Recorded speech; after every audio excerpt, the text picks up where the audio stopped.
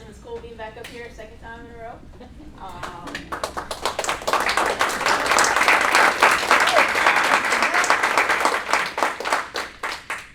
All right, so we're going to talk about employer coverage. And so when you think about life insurance, there is, can you guys see over here? Thank you. Sure you guys can see, yeah. So there's usually 5 big mistakes that you can make when it comes to life insurance, right?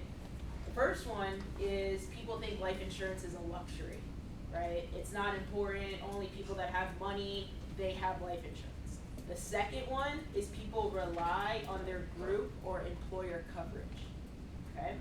Number 3 is people have cash value, or what we call trash value, right? So that's whole life or universal life insurance. 4, people have terrible terms. So they have term insurance, but it's not the best term. It's not Primerica term. And then 5, the big mistake that people make is they don't have enough coverage, right?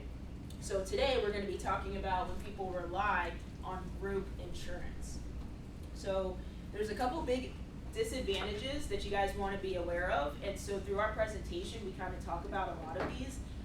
If you guys don't have the presentation yet, make sure you get it, and you start practicing on the PowerPoint and knowing what to do. Our presentation will guide you through every single situation and help you convey this information to the client without having to remember everything. Everything's there, the scripts are there, so just make sure that you guys get that PowerPoint and you go through it. I'm going to show some of the slides today as well, but these are the biggest disadvantages. So when you have group insurance, the first thing is it's not portable, right? So what does portable mean? Can't take it with you, right? So right now, Mike, what did you just tell me? How many people are getting laid off from the state? About 1,300. 1,300 more people are about to get laid off from the state government. So when you look at that, when people leave jobs, their insurance that they have from that employer is not going to go with them, right? A lot of people think, hey, I have all of these benefits. A funny thing I like to say is, like, when I was growing up, my parents say, yeah, it's great to get every single benefit from a job. Get a good job where they give you health insurance, they give you retirement, a pension, long-term, short-term disability, all of these things, accidental. But what I say now when I talk to clients is, like, that's kind of like 95% accurate, because you don't really want to have your life insurance at your job, because if you leave, it's not going to go with you, on top of all of these other disadvantages I'm going to talk about as well, right? So the second thing is no ownership.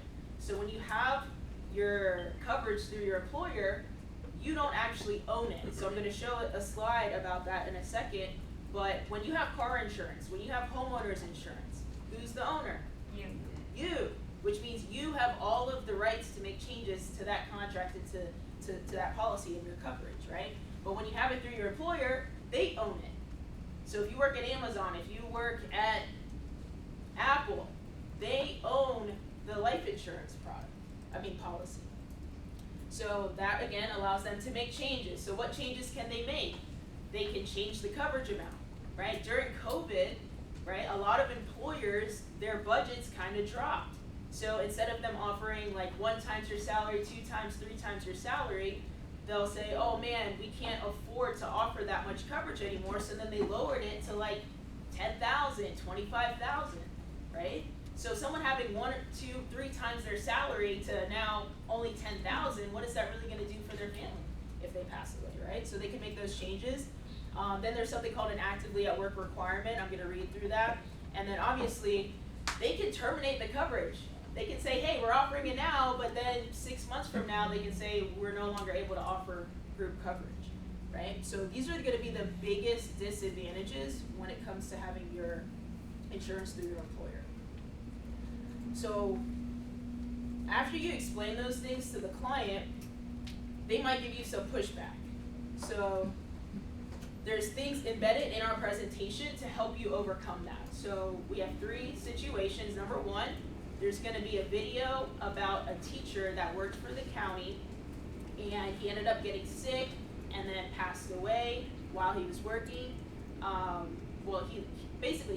He got sick, and the county said, hey, go home, rest, get better, whatever the case may be. He ended up passing away during that time. The wife prior to that had called to say, hey, is everything okay with my husband's insurance? They said, yeah, it's fine, it's cool. He ended up passing away, then she went to go collect the money and called, and they were like, oh, hey, sorry, we're not able to pay it, right? Because he wasn't actively there at work during the time, and they actually changed insurance companies, right? So that video will show that to the client. There's also a letter. I'm going to show you guys that as well. And then if neither of those two situations help, try to find the client's actual policy. So I'm going to show you guys an example of that policy too, that we got from one of our clients. So in our presentation here, this is where you're going to be able to show the client that the policy holder is not them. So this is actually a certificate from somebody that worked for the state of Maryland. The state of Virginia certificate is almost identical. And where can you find this? Google it. Just go on Google, say Virginia State Group Insurance Certificate, Maryland State Group Insurance Certificate, or Amazon Group Insurance Certificate. You can find those policies online, right? So right up there, it says the policy holder is not Josh, it's not Mike, right? It's the company. Then this is where it's going to outline that they can change it, right? So can this certificate be amended? So what I like to do with my clients is not just explain, because if you keep talking to the client for 2, 3, 4, 5 minutes at a time, what's going to happen? They're going to check out. They're not listening. They're going to stop listening, especially if you're meeting with them on Zoom, right? So I always say, hey, Josh, can you do me a favor and read what it says right there in red? We retain the right to amend this certificate at any time without your consent. Right. So when my clients read that, a lot of times they go, what? Like before they even finish reading it, they're like, that's crazy. So when you have them actually say it or read it, it's going to come across a lot better. So the next one is called the actively at work requirement. So I say this is the biggest loophole in group insurance history, right? So it says here, to be eligible to become insured or receive an increase in the amount of insurance, you must be actively at work, fully performing your customary duties for your regularly scheduled number of hours at the employer's normal place of business or other places the employer's business requires you to travel. If you're not working due to illness or injury, you do not meet the actively at work requirement. So, after reading that, like, think about it. So, I'll say, Mr. or Mrs. Client, what does that mean to you? What does that mean to you guys? You have to what? You have to die at work, right? So, Mr. or Mrs. Client, you have this insurance, and when most people are typically going to pass away, are they at work? No. Are they healthy? No. They're probably on sick leave, probably on injury leave, maybe in the hospital. So, and they're definitely not working 40 hours a week. So at that point, then the client's like, well then why do I even have this insurance? Exactly, right? Exactly. It doesn't cover, Samir always says this, it doesn't cover enough of the what ifs, right? So it's always have to have something private. So that's the actively at work requirement. Then again, like I said earlier, you can show them this. The company can terminate the coverage at any time, pretty much, right? So what I'm gonna do, I'm not gonna play, you don't have to play the video, but on the next slide, in our presentation, this is where the video actually pops up. So you see that little TV screen? Yep, it'll pop up and it'll play. So this is talking about the teacher that I was explaining to you guys. So you can play this for them. We don't have time to watch that whole thing there. If you haven't seen it, watch it. I know the words in my head because I've seen it so many times, right? But make sure you guys have that and use it again, because some people are very stuck up and tied to their job, and they're like, no, my employer's not going to do that, right? But it happens, and then when they watch it, then they're like, oh crap, right? So next, Thomas. This is the client letter.